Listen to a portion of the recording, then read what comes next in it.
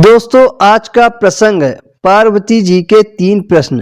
पहला प्रश्न, दुनिया में सबसे नरम चीज क्या है? दूसरा प्रश्न, दुनिया में सबसे मीठा क्या है? और तीसरा प्रश्न, इंसान की कौन सी आदत गरीब और अमीर बना देती है? दोस्तों, प्रसंग को पूरा ध्यान से सुनिएगा। एक बार की बात है, पार्वती जी शिव जी के पास गई। पार्वती जी ने शिव जी से वही 3 प्रश्न पूछे कि दुनिया में सबसे नरम चीज क्या है, दुनिया में शरबत से भी मीठा क्या है, और इंसान की कौन सी आदत उसे अमीर और गरीब बना देती है। दोस्तों, शिव जी ने मुस्कुराकर कहा, पार्वती जी, अगर तुम्हें इन सवालों के जवाब चाहिए तो उससे पहले आपको एक कहानी सुननी पड़ेगी। उसी में तीनों सवाल के जवाब छुपे हैं। दोस्तों, पार्वती जी ने कहा, ठीक है। तभी शिव जी पार्वती जी को कहानी सुनाने लगे। एक बार की बात है, एक सौदागर विदेश जाने की तैयारी करने लगा तो उसके मन में विचार आया कि जब मैं वापस आऊंगा तो मैं अपने बेटियों के लिए कुछ न कुछ लेकर आऊंगा। लेकिन सौदागर मन में सोचने लगा, आखिर मैं तीनों बेटियों के लिए क्या लेकर आऊंगा? मुझे अपनी तीनों बेटियों से पूछ लेना चाहिए। ऐसा विचार करके उसने अपनी तीनों बेटियों को अपने पास बुलाया और सौदागर ने सबसे पहले अपनी बड़ी बेटी से पूछा, बेटी, तुम मुझसे कितना प्यार करती हो? बड़ी बेटी ने कहा, पिताजी, मैं आपसे बहुत ही ज्यादा प्यार करती हूँ। ये सुनकर सौदागर बहुत खुश हुआ और बेटी से बोला, बेटी, मैं बाहर जा रहा हूँ, अपने लिए कुछ मंगाना हो तो बता दो। तो बड़ी बेटी ने कहा, पिताजी, मुझे एक सोने की थाली चाहिए। सौदागर ने कहा, ठीक है, मैं जब वापस आऊंगा तो तुम्हारे लिए थाली जरूर लेकर आऊंगा। फिर उसने अपनी बीच वाली बेटी को बुलाया और पूछा, तुम मुझसे कितना प्यार करती हो? बीच वाली बेटी ने कहा, पिताजी, मैं तुम्हें अपनी जान से ज्यादा प्यार करती हूँ। ये सुनकर सौदागर बहुत खुश हुआ और बोला, बेटी, मैं विदेश जा रहा हूँ, तुम्हारे लिए क्या लेकर आऊं? बीच वाली बेटी ने कहा, पिताजी, मेरे लिए एक सोने का पंखा ले आना। इसी तरह सौदागर ने अपनी सबसे छोटी बेटी को बुलाया और पूछा कि तुम मुझसे कितना प्यार करती हो?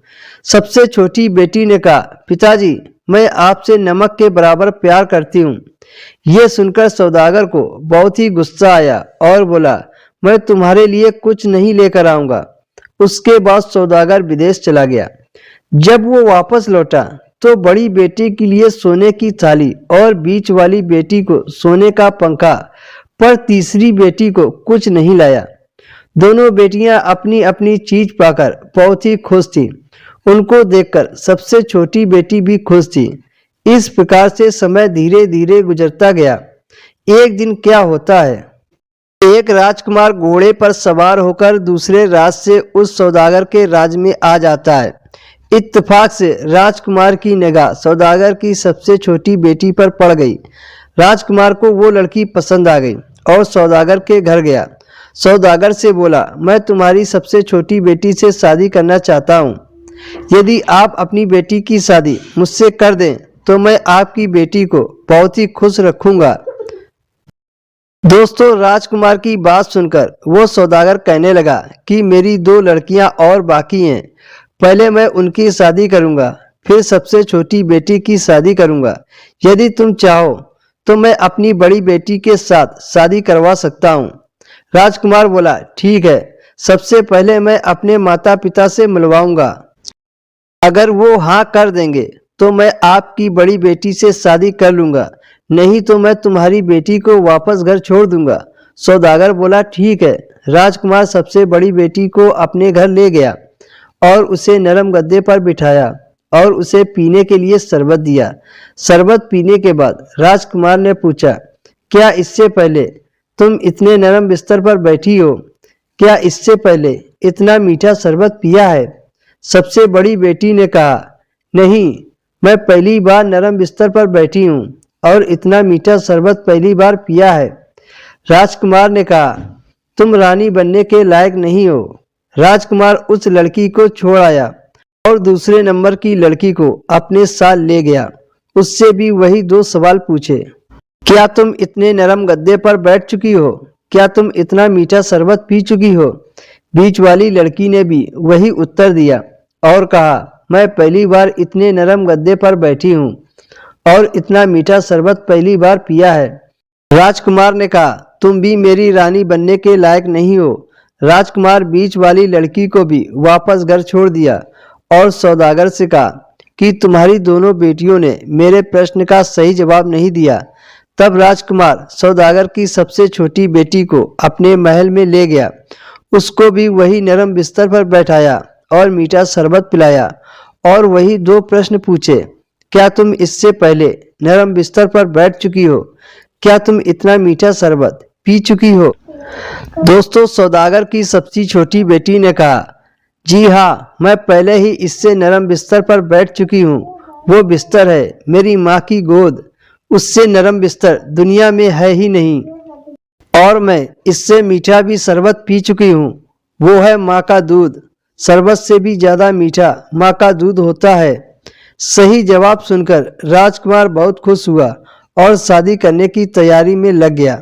उसने शादी की दावत में कई तरह के पकवान बनवाए थे, लेकिन सौदागर की बेटी ने अपने पिता के लिए खुद अपने हाथ से भोजन तैयार किया था। दोस्तों, शिव ने कहा, पार्वती जी जरा ध्यान से सुनिएगा, आपके तीसरे सवाल का जवाब मिलने जा रहा है।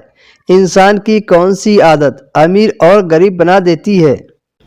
जब सौदागर खाना खाने पहुंचा तो उसकी बेटी ने सारे पकवान लगा दिए जो उसने खुद बनाए थे। सौदागर खाने लगा।